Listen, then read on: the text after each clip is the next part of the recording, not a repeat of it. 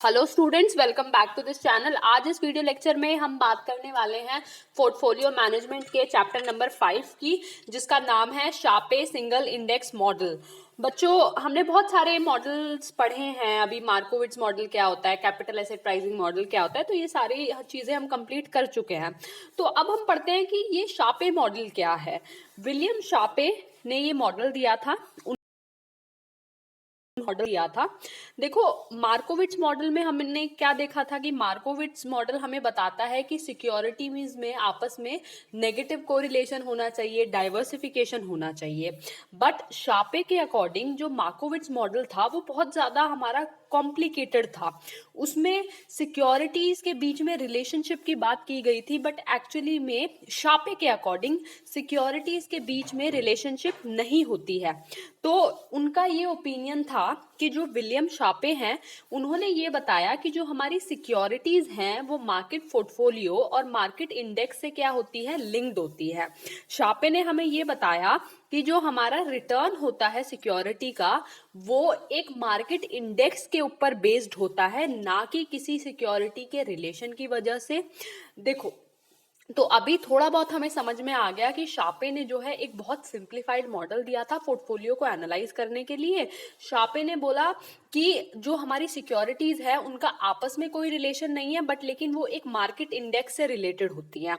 जैसे जो है हमारा एक, आप कोई भी मार्केट इंडेक्स की बात कर सकते हो, Bombay stock exchange, national stock exchange. तो हमारी जो सिक्योरिटी है वो किसी ना किसी मार्केट इंडेक्स से रिलेटेड होती है, उसी के अकॉर्डिंग हमें अपनी पोर्टफोलियोज को फ्रेम करना चाहिए। एक और चीज जो शापे ने सामने रखी, उन्होंने ये बोला कि जो जब हम मार्कोविट्स मॉडल की बात करते हैं तो मार्कोविट्स में ना हमें बहुत सारे बिट्स ऑफ इंफॉर्मेशन की जरूरत पड़ती है।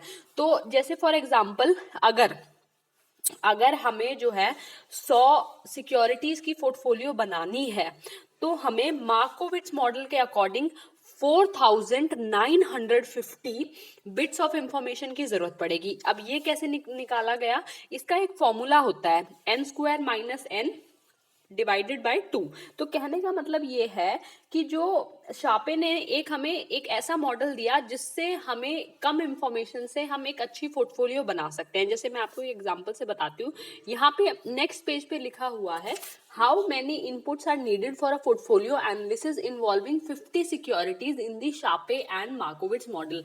तो देखो, शापे की बात करें तो शापे का फॉर्मूला क्या है, जैसा कि आप अपनी बुक में देखोगे, शापे इज इक्वल टू 3n+2। तो यहाँ पे हमारी नंबर ऑफ सिक्योरिटीज कितनी है, 50। तो जब हम इसको फॉर्मूले को लगाएंगे तो हमारा आंसर आएगा 152, जैसा कि आपकी बुक में लिखा है। तो शापे के अकॉर्डिंग हमें 50 सिक्योरिटीज की अगर पोर्टफोलियो बनानी है तो हमें सिर्फ 152 बिट्स ऑफ इंफॉर्मेशन चाहिए। बट जो मार्कोविट्स मॉडल है, मार्कोविट्स मॉडल के फॉर्मूले से अगर हम कैलकुलेट करेंगे तो हमारा आंसर आएगा 1325। तो कहने का मतलब ये है कि मार्कोविट्स मॉडल के अकॉर्डिंग अगर हम पोर्टफोलियो बनाते हैं तो हमें 1325 बिट्स ऑफ इंफॉर्मेशन की क्या पड़ेगी, जरूरत पड़ेगी। तो अभी तक हमें क्या समझ आया, जो कि आपके फर्स्ट पेज पे लिखा है वो हम देख लेते हैं कि विलियम शापे ने एक सिंप्लीफाइड मॉडल दिया। ये एक अच्छा टूल है हमारी पोर्टफोलियो बनाने के लिए।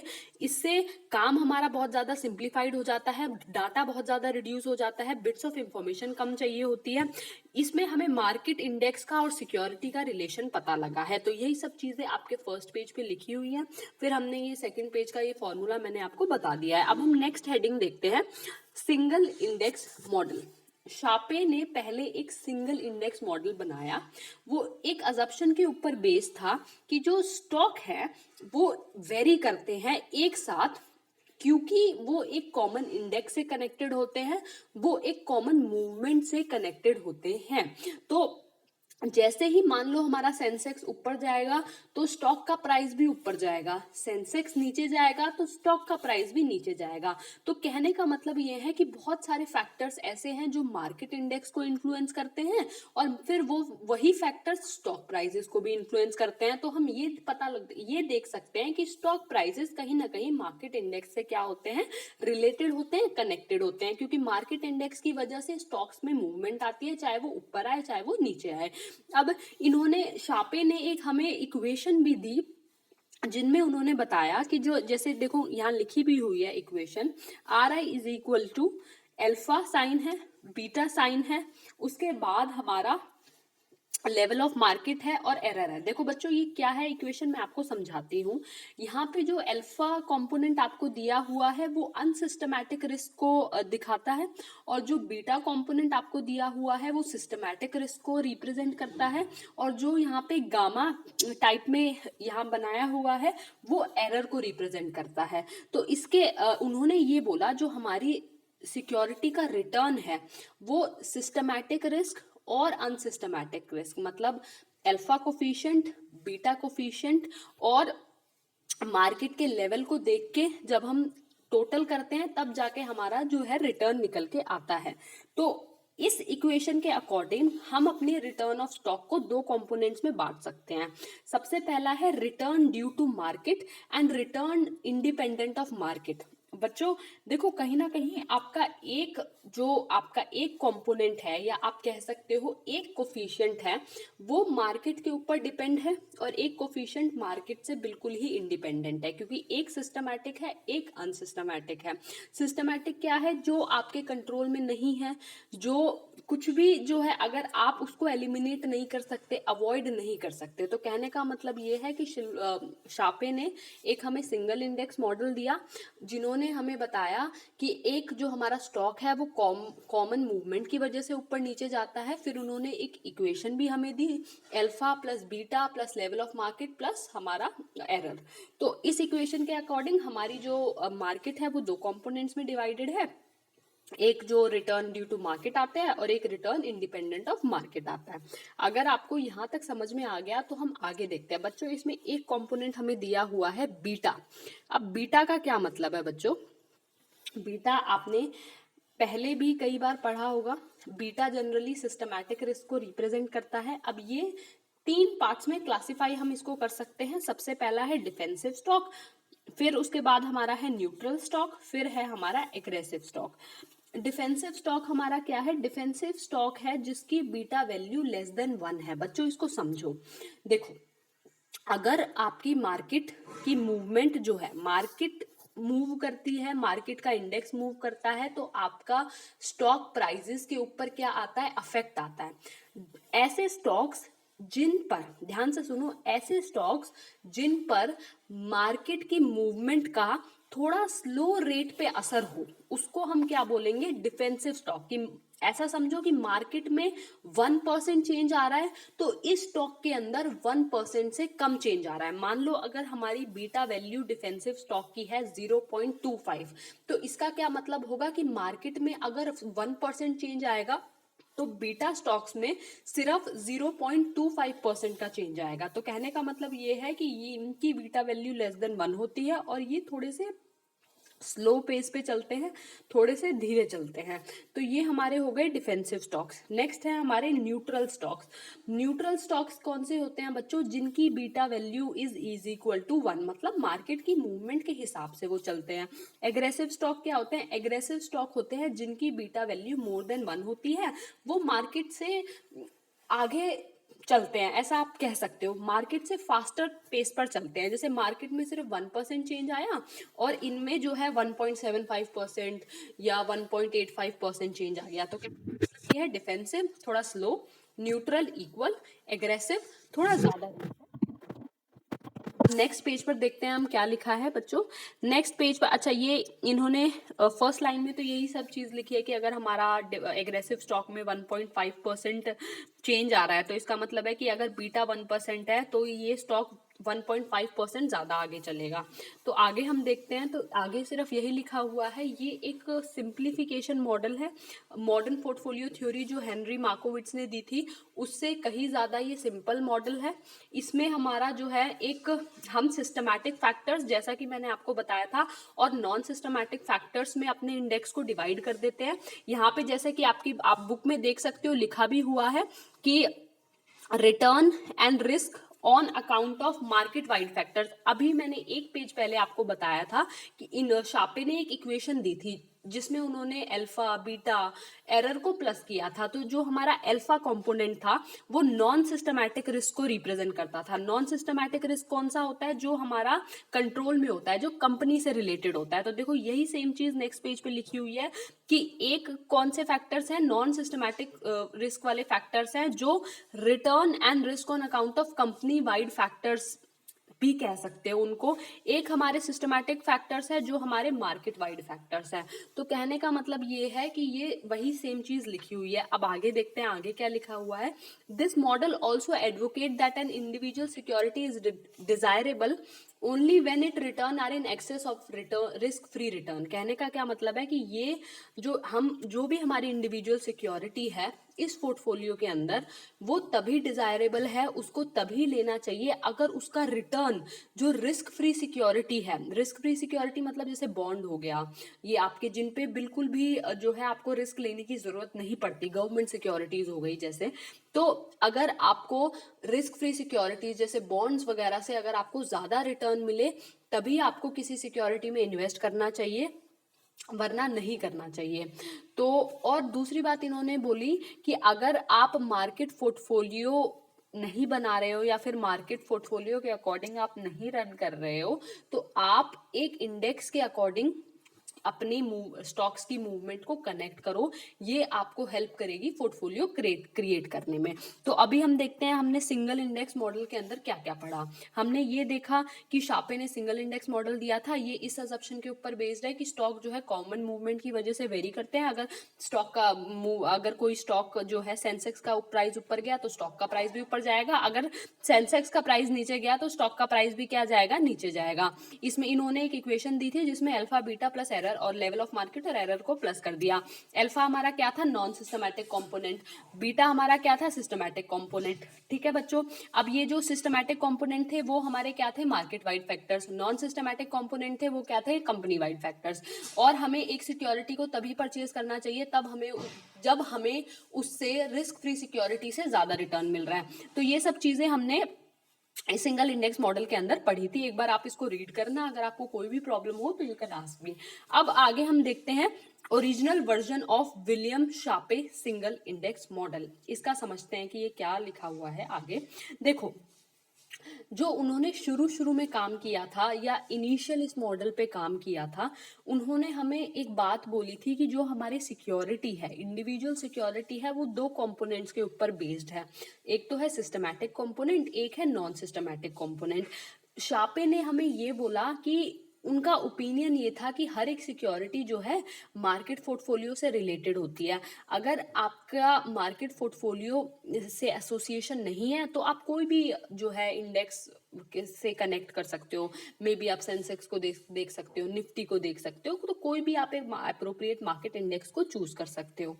फिर उन्होंने हमें बताया कि ये जो एसोसिएशन है, मतलब कि एक सिक्योरिटी और एक इंडेक्स की एसोसिएशन है, वो बीटा की वजह से रिप्रेजेंट हो सकती है। उसको हमने क्या बोला, उसको बोला हमने सिस्टमैटिक कंपोनेंट। दूसरा उन्होंने बोला कि ये जो हमारी कंपनी की परफॉर्मेंस के ऊपर भी जो है रिटर्न काम करते हैं, मतलब कंपनी की परफॉर्मेंस की वजह से ही आपको अच्छे रिटर्न मिल सकते हैं। तो इसमें इन्होंने कौन से कंपोनेंट की बात करी, नॉन सिस्टमैटिक कंपोनेंट, जो कि आपका अल्फा कंपोनेंट हो गया। तो ये सब इस पैराग्राफ में लिखा हुआ है, जो सेम सिंगल इंडेक्स मॉडल में लिखी हुई थी बातें वही एक तरह से रिपीट करके लिखी हुई हैं।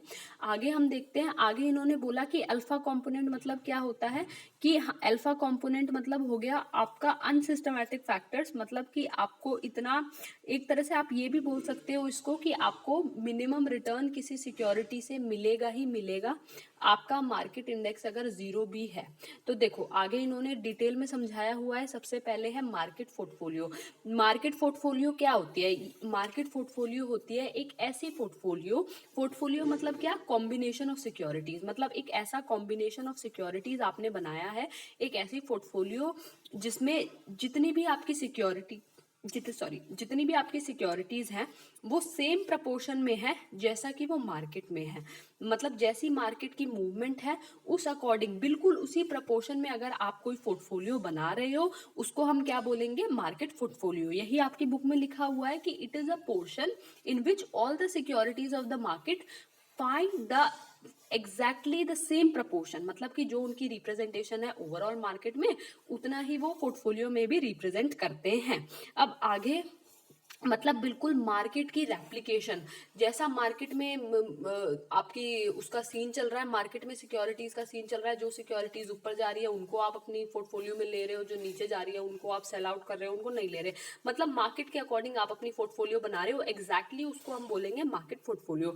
सिस्टमैटिक कॉम्पोनेंट क्या होता है? सिस्टमैटिक कॉम्पोनेंट होता है सिस्टमैटिक एक ऐसा कॉम्पोनेंट जो आपके मार्केट वाइड फैक्टर्स के ऊपर डिपेंड है, मतलब जो आपका, जैसे कि आपने सिस्टमैटिक रिस्क देखा था, वही सेम बिल्कुल वही है कि जो आपके कंट्रोल में नहीं है, जिसको आप एलिमिनेट नहीं कर सकते, जो आपके हाथ में है ही नहीं एलिमिनेट करना या कंट्रोल करना, उसको हम क्या बोलेंगे? Systematic risk. ये जो है मार्केट वाइड फैक्टर्स की वजह से होता है। जैसे अगर जो है कोरोना अगर आ गया, कोरोना की वजह से वैल्यू डाउन जा रही है, तो ये कहाँ आपके कंट्रोल में है? ये तो आपके बिल्कुल भी कंट्रोल में नहीं है। मार्केट नीचे गिरे जा रही है, गिरे जा रही है। तो कुछ ऐसी चीजें अगर मार्केट में हो रही है जिसको आप डाइवर्सिफाई नहीं कर पा रहे हो, जिसको कंट्रोल नहीं कर पा रहे हो, तो वो आपके किस में आ जाता है? सिस्टमैटिक रिस्क में आ जाता है।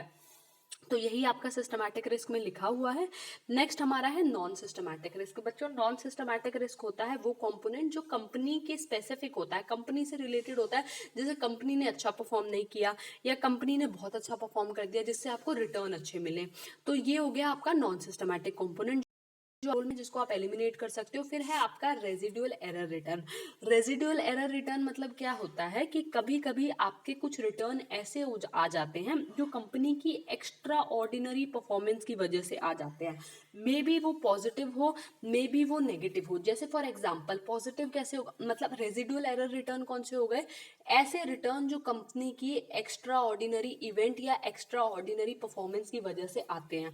अब वो परफॉर्मेंस पॉजिटिव भी हो सकती है, वो परफॉर्मेंस नेगेटिव भी हो सकती है। पॉजिटिव कैसे कि अगर कंपनी जो है बोनस डिक्लेयर कर दे या मर्जर डिक्लेयर कर दे या जो है एक अलायंस बना ले किसी के साथ, तो हो सकता है आपको बहुत ज्यादा अच्छे रिटर्न मिले, तो ये आपके लिए क्या हो गया? पॉजिटिव हो गया।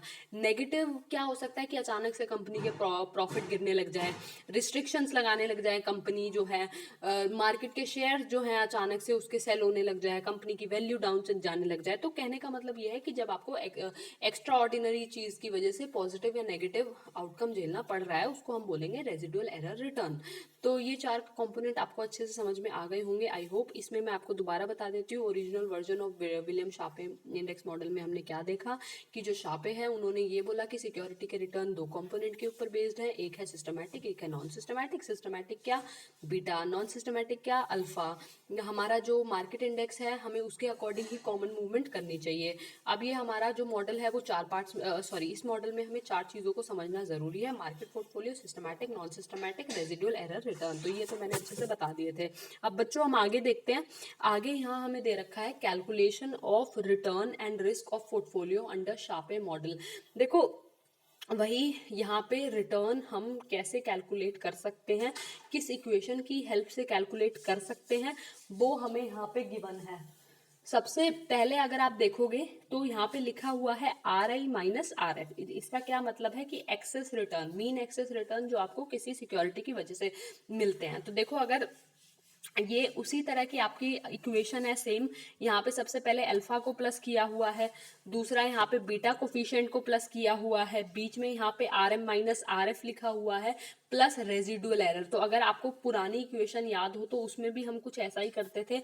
उसमें भी क्या था? अल्फा करना है प्लस प्लस बीटा करना है आपको मल्टीप्लाई, उसमें फिर क्या हो जाता है कि लेवल ऑफ मार्केट आता है। लेवल ऑफ मार्केट यहाँ पे कैसे निकाला हुआ है? RM माइनस RF प्लस यहाँ पे रेजिडुअल एरर। मतलब बिल्कुल वही इक्वेशन है, बस देखो अगर मैं आपको दोबारा स्क्रीन पे दिखाती हूँ, ये इक्वेशन ये अगर आपको दिख रही है, अल्फा प्लस बीटा प्लस ये हमारा रेजिडुअल एरर, और यही सेम इक्वेशन यहाँ पे है। बस फर्क क्या है कि इन्होंने लेवल ऑफ मार्केट को कैसे लिख दिया? RF minus RF, RM minus RF करके, वही है सेम। इसको हम इस तरीके से भी लिख सकते हैं नीचे, यहाँ पे गिवन है बच्चों। एक्सप्लेनेशन में हमें यही चीजें दी हुई है कि इस इक्वेशन में दो कंपोनेंट है। सबसे पहले है अल्फा। अल्फा का क्या मतलब है? Alpha value is the value of excess return in the equation. When the value of excess return on market portfolio is zero, मतलब कि मार्केट पोर्टफोलियो में अगर आपके रिटर्न जो है एक्सेस रिटर्न जीरो भी है तब भी आपकी जो कुछ ना कुछ वैल्यू आएगी। इसको हम कि ये कंपनी के फैक्टर्स के ऊपर डिपेंडेंट होता है, कंपनी की परफॉर्मेंस अगर अच्छी है, ये इसको हम नॉन। दूसरा कंपोनेंट इसमें क्या है, बीटा कंपोनेंट। बच्चों ये जो बीटा कंपोनेंट इन्होंने लिखा हुआ है beta into R M minus R F, इसके बेसिस पे भी आप अपने सिक्योरिटी या फिर आप अपनी जो है सिक्योरिटीज में इन्वेस्ट कर सकते हो। ये अभी हम आगे वाले चैप्टर में देखें, अभी आगे जो ये सम आने वाला है इसमें समझेंगे कैसे। तो ये फॉर्मूला भी बहुत जो है ज़रूरी है आपका आगे इक्वेशन क्वेश्चन को सॉल्व करने के लिए।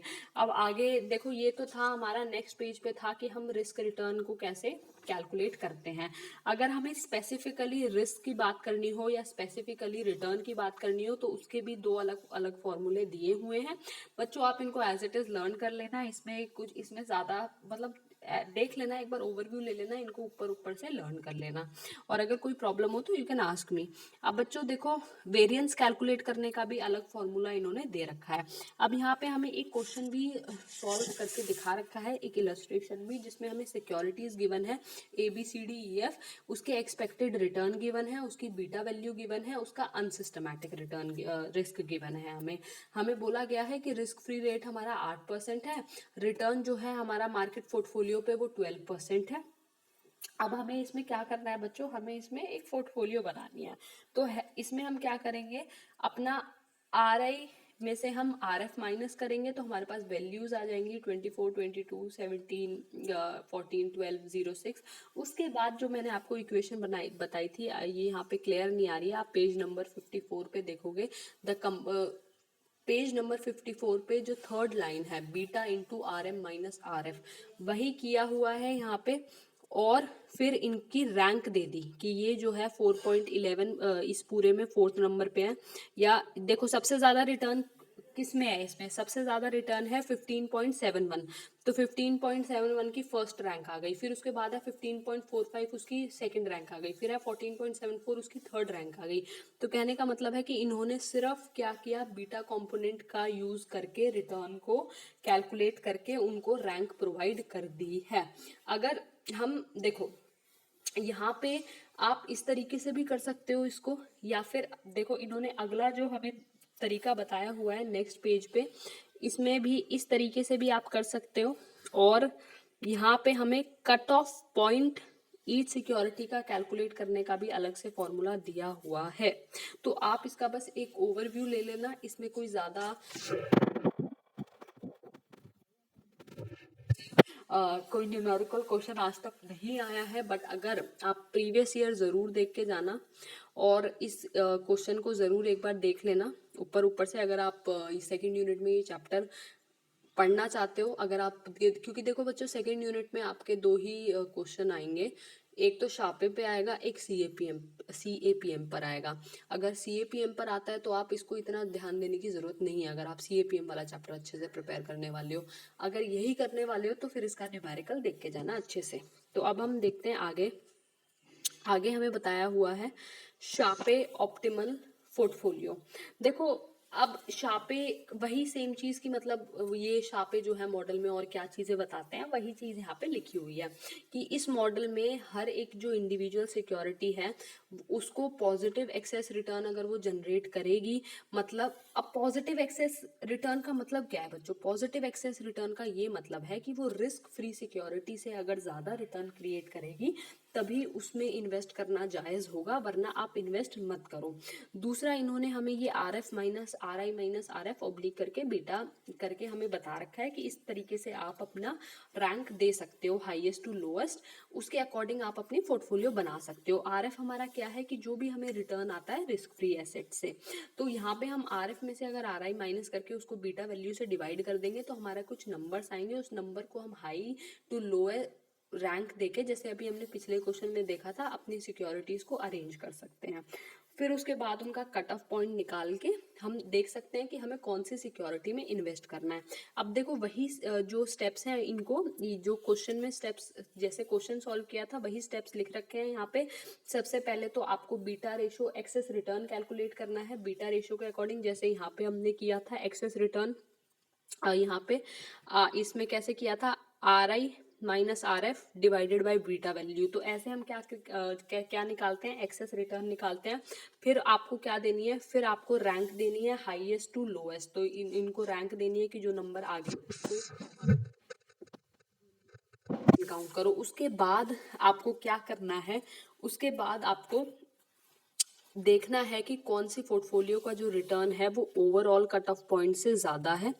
जो रिटर्न आपका ओवरऑल कट ऑफ पॉइंट से एक्सेस है उसमें आप क्या कर सकते हो, चीज़ों को मतलब जिन जिन सिक्योरिटीज़ का आपका कट ऑफ पॉइंट जो है ज़्यादा है उनमें आप जो है इन्वेस्ट करके देख सकते हो। इसमें यही चीज़ यहाँ पे लिखी हुई है कि calculate the excess return to beta ratio, review and rank from highest to lowest excess return. फिर यहाँ पे लिखा हुआ है कि the optimum portfolio consist of investing in all the security for which the excess return to beta ratio is greater than the overall cut off point. मतलब जो cut off point से आपकी बीटा रेशो अगर ज़्यादा आती है तो उन सब सिक्योरिटीज़ में आप क्या लगा दो, पैसा लगा दो। ठीक है, अब यहाँ पे बस इतना ही आपको। हाँ, इसमें अगला जो पैराग्राफ दे रखा है इसमें भी सिर्फ यही चीज़ लिख रखी है कि जो हमारे सी स्टार है वो कट ऑफ पॉइंट को रिप्रेजेंट करता है। कट ऑफ पॉइंट से ज़्यादा आपकी सिक्योरिटी की वैल्यू आनी चाहिए। अब वो कट ऑफ पॉइंट हम कैसे निकालते हैं, कैरेक्टरिस्टिक लाइन की वजह से। कैरेक्टरिस्टिक लाइन क्या है हमारी, वही अल्फा प्लस बीटा कंपोनेंट को मिला के जो हमारी बनती है। फिर सिक्योरिटीज़ को आप हाईएस्ट टू लोएस्ट रैंक करो, कट ऑफ पॉइंट निकालने का ये फॉर्मूला है हमारा।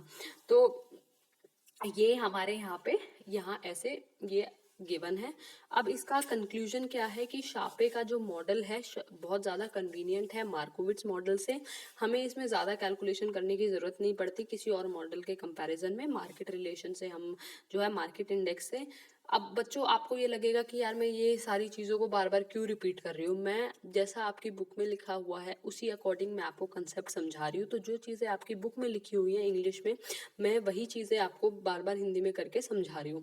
तो ये चीज़ें बार बार आपकी बुक में लिखी हुई हैं, इसीलिए मुझे बार बार रिपीट भी करनी पड़ रही है। जैसे कंक्लूजन में वही सेम चीज़ लिखी हुई है कि मार्कोविट्स से सिंपल मॉडल है, ये पोर्टफोलियो की क्रिएशन जो है लेस नंबर ऑफ कैलकुलेशन चाहिए होता है, मार्केट इंडेक्स से रिलेटेड होती है, और जो सिर्फ वही सिक्योरिटी हमें डिज़ायर करनी चाहिए जो रिस्क फ्री रिटर्न से ज़्यादा रिटर्न दे हमें। और जो जितनी भी सिक्योरिटी है जिनका ओवरऑल कट ऑफ पॉइंट से थोड़ा सा ज़्यादा है बीटा रेशो, उन्हीं को अपनी पोर्टफोलियोज में इंक्लूड करो। तो मतलब यहाँ पे एक कंक्लूजन में एक छोटा सा ना समरी दी हुई है, बिल्कुल शापे के मॉडल को अच्छे से इन्होंने समराइज कर दिया। अब आगे हमें दिया हुआ है शापे और मार्कोविट्स का एक कंपैरिजन। तो शापे का जो मॉडल था उसमें हमने ये एज्यूम किया था कि जो हमारी सिक्योरिटी है वो या तो मार्केट पोर्टफोलियो से रिलेटेड होगी या मार्केट इंडेक्स से। पर मार्कोविट्स में ऐसा कुछ भी नहीं था, कोरिलेशन था सिक्योरिटीज के बीच में। शापे में हमारा ये कंसेप्ट था कि दूसरी सिक्योरिटीज का एक दूसरे के साथ डायरेक्ट रिलेशनशिप नहीं है, उनका 1-to-1 रिलेशन नहीं है। जैसे कि हमने मार्कोविट्स में देखा था कि उनका 1-to-1 रिलेशन होता है, नेगेटिव कोरिलेशन वाली सिक्योरिटीज में ही हमें इन्वेस्ट करना चाहिए। शापे की कैलकुलेशन इजी है, मार्कोविट्स की कैलकुलेशन जो है उसमें थोड़ी ज़्यादा कैलकुलेशन चाहिए होती है। शापे के मॉडल में हमें लेस इनपुट्स ऑफ इंफॉर्मेशन चाहिए, जैसा मैंने पहले बताया था। इसका फॉर्मूला क्या होता है 3n+2। और मार्कोविट्स मॉडल में हमें थोड़ी ज़्यादा कैलकुलेशन चाहिए होती है। तो ये था आपका बच्चों पूरा चैप्टर। अगर आपको कोई भी पॉइंट समझ में नहीं आ रहा है तो घबराना नहीं है, you can directly ask me. So thank you so much for watching. If you face any problem in any of the point or any of the chapters, please directly ask me. Thank you so much for watching and mark a thumbs up in the comment section.